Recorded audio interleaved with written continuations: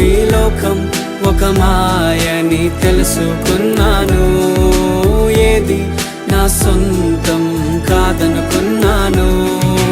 తప్పిపోయిన కుమారుని నేనైతే నా కొరకై నిరీక్షించే తండ్రి నా యేసు.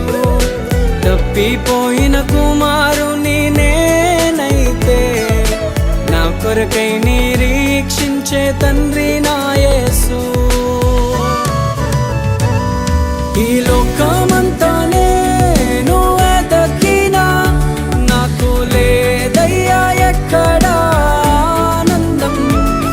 నీ సన్నిధిలో ఒక్క